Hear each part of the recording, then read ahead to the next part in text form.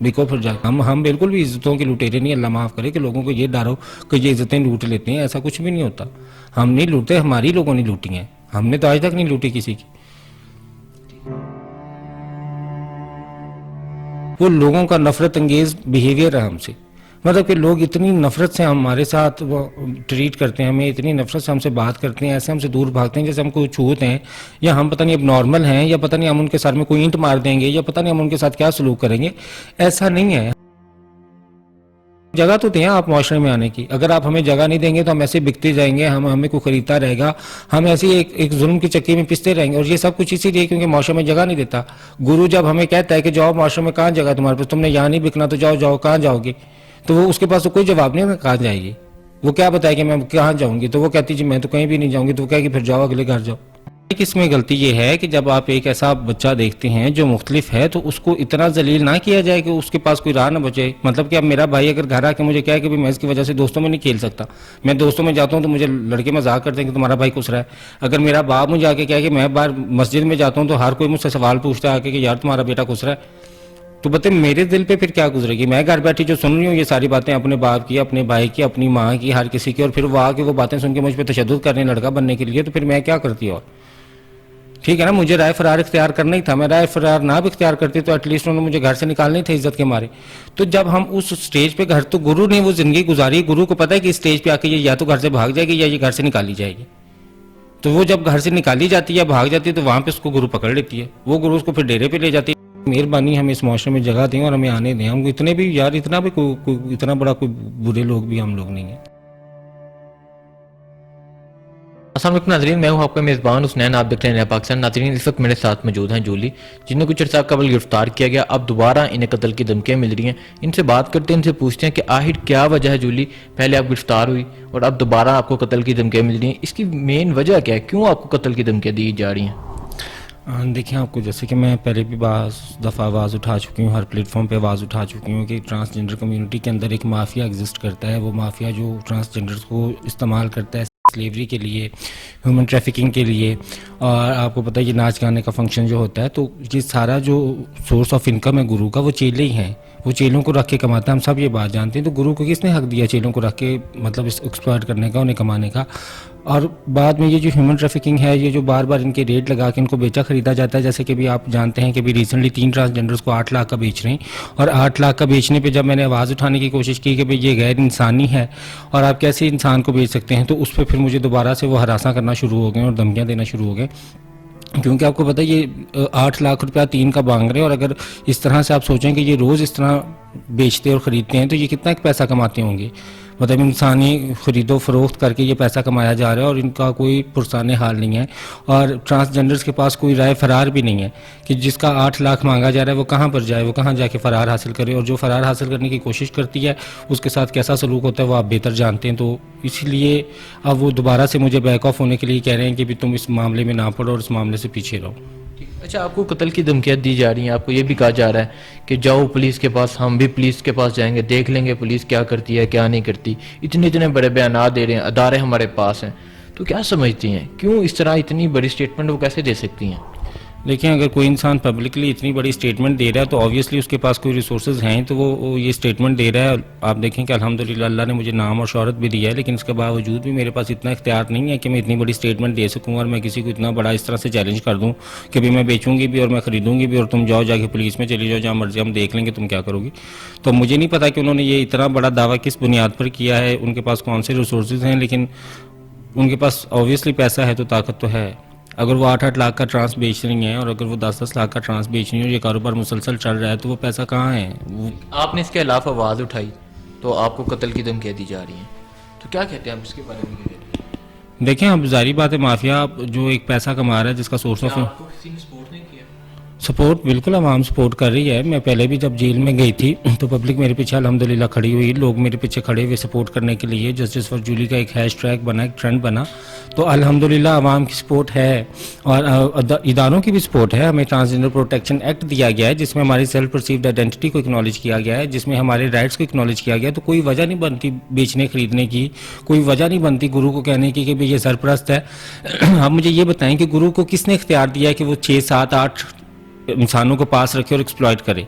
मतलब कि अदालत में एक सरपरस्ती का कानून मौजूद है। जब आप अदालत में जाएं, जाके आप सरपरस्ती के लिए बताएं कि मैं खुद भीख मांगती हूँ तो मुझे 7-8 लोगों की सरपरस्ती दें, तो देगी अदालत? अदालत तो कभी आपको सरपरस्ती नहीं ना देगी। तो ये किस बुनियाद पर खुद भी भीख मांगती हैं? ये मतलब कि सरेआम दावा कर देंगे भाई हम तो भीख ही मांगते हैं, आगे मेरे पास तो और कोई शोभा नहीं था तो मेरे चेले भी आगे भीख ही मांगते हैं, मेरे पास तो नाचने के अलावा शोभा नहीं था। आप देखेंगे जो उसके अपनी फैमिली के बच्चे हैं, जो उसके भाई के, चाचा के, ताया के बच्चे हैं, वो तो नहीं उस सिलसिले में आ रहे। वो तो उसके डेरे पे नहीं नाचने आ रहे, वो तो उसके डेरे पे नहीं एक्सप्लॉइटेशन, सेक्स वर्किंग, बैगिंग के लिए आ रहे। उसके डेरे पे कौन आ रहा है? उसके डेरे पे लोगों के बच्चे आ रहे हैं। तो अपने बच्चों, अपने खानदान के बच्चों को तो वहाँ नहीं लेके आ रही ना गुरु, वो तो बाहर के बच्चों को लेके आ रही है। और वो बिल्कुल एक एक्सप्लॉइटेशन है बच्चों को। आप देखें, एक बच्चा है, उसका कच्चा ज़हन, आप उसको पकड़ लें, आप उसको ले जाएं, उसको आप सुहाने ख्वाब दिखाएं, आप उसको एक्सप्लॉइट कर रही हैं, आप उसको मुख्तलिफ तरीके से ज़हनी तौर पर उसको टॉर्चर कर रही हैं। आप मुझे ये बताएं कि ये जो सारा ड्रग हो रहा है, जो ड्रग अब्यूज़ हैं, जो ट्रांसजेंडर नशा कर रहे हैं, वो घरों पे तो नहीं कर रहे ना, वो गुरु के डेरे पे ही हो रहा है। अगर यहाँ पे कत्लो गारत हो रहा है तो कत्लो गारत ख्वाजा सराओं के घरों में तो नहीं हो रहा। घरों में तो बहुत कम केसेस आपको मिलेंगे, 1, 2, 3, लेकिन ज़्यादातर केसेस जो डेरे पे कत्ल हो जाता है और नामालूम अफराद कर जाते हैं। तो वो नामालूम अफराद कौन होते हैं? क्यों नहीं पूछा जाता गुरु से कि अगर आपकी सरपरस्ती में ये एक ट्रांसजेंडर 20-22 साल से रह रहा था तो आखिर वो नामालूम अफराद कौन थे? कुछ तो पता हो, कुछ तो सरपरस्ती हो। तो इसलिए ये एक माफिया है जिसके खिलाफ मैंने आवाज़ उठाई है। अल्लाह के सुपुर्द में, अब अल्लाह के आसरे पे मैंने तो आवाज़ उठाई है। देखें, इंसान हक की राह में मार जाए तो इससे बड़ी क्या खुशकिस्मती है मुसलमान के लिए। तो ऐसा नहीं हो सकता कि मैं अपनी आंखों से इतने इंसान बिकते देखूँ और मैं खामोश रहूँ। अच्छा जूली, ये बताएं कि ये गुरु कल्चर है क्या? एक आम इंसान को तो नहीं पता गुरु कल्चर क्या होता है, तो आप बताएं ये क्या है गुरु कल्चर? देखें, ये गुरु कल्चर एक कम्युनिटी के अंदर शुरू से गुरु चलता आ रहा है। ये गुरु कल्चर जो है ना, इसकी जो जड़ है ये तब से जब बड़े सगीर एक था। जब बड़े सगीर एक था तो वहाँ पे गुरु चेला सिस्टम चलता था, क्योंकि हिंदुस्तान में आप देखें जो हमारा हमसाया मुल्क है वहाँ पे गुरु चेला सिस्टम ट्रांसजेंडर के अंदर है, क्योंकि उनके अंदर मजहबी तौर पर वो उनकी इबादत करते हैं नौज़बिल्ला। मतलब कि वो उसको देवी मानते हैं और वो जाके कुर्बानी देती है। फिर वो, हाँ, वो गुरु जो होती है वो दरबार पे जाके कोई जो है वो देती है, लोग उसको मतलब कि देवी का दर्जा देते हैं उस ट्रांसजेंडर को। तो उनके तो मज़हब में वो चीज़ है, उनके मज़हब की वजह से फिर वो गद्दी चलती है कि वो गुरु उस दरबार पे बैठती है, उस मंदिर पे बैठती है, फिर वो बाद में चेले बनाती है, फिर उस चेले को उस गद्दी पे छोड़ जाती है। तो वो तो उनके मज़हब में चीज़ है। लेकिन हम अल्हम्दुलिल्लाह हम लोग मुसलमान हैं। हमारे यहाँ पाकिस्तान में ज़्यादातर अक्सरियत जो है वो मुसलमान ख्वाजा सराओं की है, गैर मुस्लिम ख्वाजा सरा भी मौजूद हैं। तो सबके अपना अपना एक कल्चर और ट्रेडिशन है। तो अल्हम्दुलिल्लाह मुसलमान होने के नाते हम तो इस चीज़ को प्रमोट और सपोर्ट नहीं करेंगे। हमारे तो माँ बाप हैं, हमारे बहन भाई हैं, हमारा एक फैमिली वैल्यू सिस्टम है। हम उस फैमिली वैल्यू सिस्टम के अंदर रहना चाहते हैं। हम उसी घर के अंदर रहना चाहते हैं जहाँ पे हमारे बहन भाई माँ बाप रह रहे, क्योंकि वहाँ पे मुझे अच्छी तरबियत मिलेगी ना। मेरे घर से ज़्यादा महफूज जगह तो कोई नहीं है। जो दर्द मेरे माँ बाप को या मेरे बहन भाई को मेरा है वो किसी पराये को तो नहीं हो सकता। आप कैसे ये तवक्को कर सकते हैं कि किसी तीसरे को आपको उतना ही दर्द हो जितना आपके माँ बाप को है? तो हमारे लिए भी वो तवक्को ना की जाए। हमारे गुरु को हमारा कोई दर्द नहीं है। गुरु को किस चीज़ का दर्द है? दर्द तो माँ बाप को है जिन्होंने पैदा किया। गुरु के लिए तो हम सिर्फ एक कमाई का जरिया हैं बस।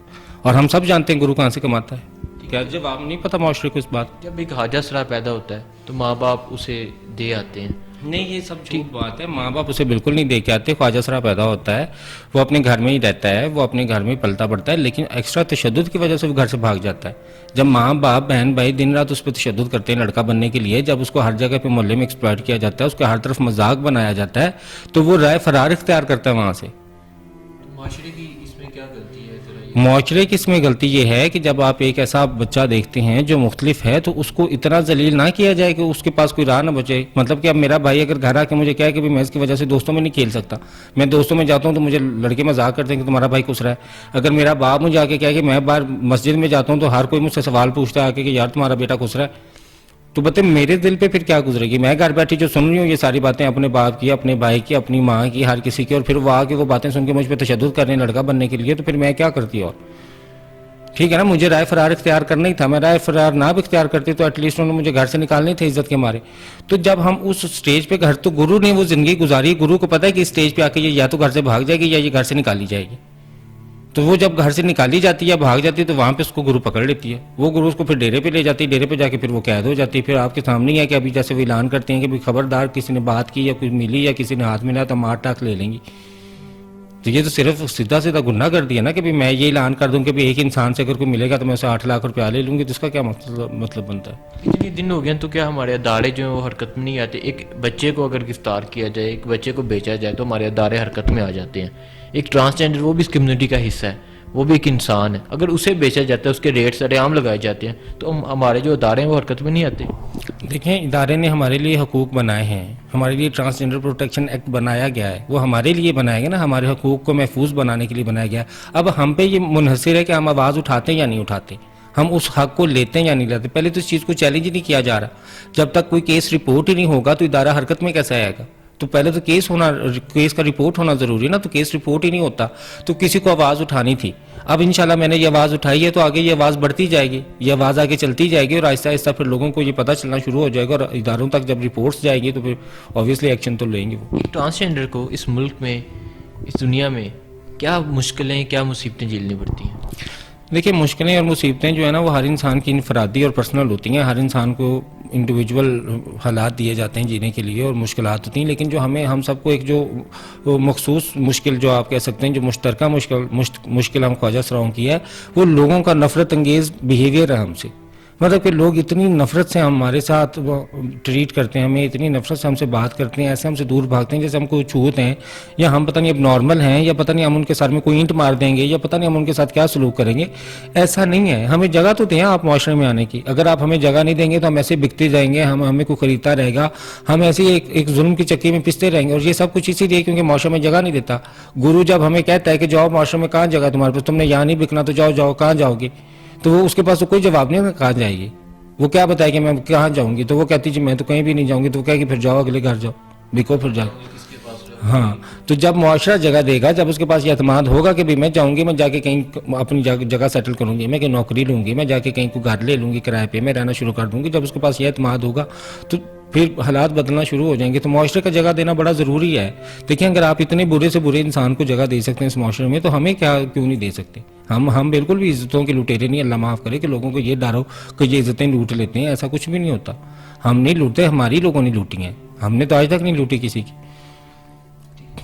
जो देखने वाले उन्हें क्या पैगाम देना चाहिए? मैं देखने वालों को यही पैगाम दूंगी कि देखें, आप सब लोगों को ये पता है कि जो गुरु होता है वो सरपरस्त नहीं होता। अगर आप लोगों के ज़हन में ये गलत फहमी है कि गुरु इनको दरबार से उठा के ले आता है, गुरु इनको कहीं, कुछ भी नहीं होता। हम एक फैमिली में ही पैदा होते हैं, एक घर में पैदा होते हैं, और घर में उधर से बदनामी के डर से हम निकाल दिया जाता है या हम निकल जाते हैं, और उसके बाद हम गुरु के हत्थे चढ़ जाते हैं। गुरु हमारा सरपरस्त नहीं है। गुरु हमें नहीं पता कौन है, हमें तो गुरु का बैकग्राउंड भी नहीं पता कि ये कौन है, ये कहाँ से आया है, इसका क्या नाम अता पता है, इसका फैमिली बैकग्राउंड क्या है। तो इसलिए ये मत, कोई भी आपके घर में गुरु आए तो आप समझें कि भाई ये बिल्कुल गुरु जो है वो इसका सरपरस्त है। गुरु सरपरस्त बिल्कुल नहीं है। आप ये देख सकते हैं, कई वीडियोस मैंने अपने फेसबुक पे अपलोड की हुई हैं जहाँ पे आप देखेंगे ये गुरु क्या सलूक करते हैं, और कोई अपने माँ बाप के सिवा कोई सका नहीं है। अगर ऐसे माँ बाप के सिवा सके होते तो यतीमी इकताना ना होता। तो इसलिए आप लोगों की मेहरबानी, हमें इस मुआशरे में जगह दें और हमें आने दें। हम इतने भी यार, इतना भी इतना बड़ा कोई बुरे लोग भी हम लोग नहीं हैं। जगह देंगे तो अच्छे लोगों में जगह देंगे तो अच्छे हो ही जाएंगे हम लोग। जी नाज़रीन, इसी के साथ मुझे इजाज़त दें। अल्लाह हाफिज़।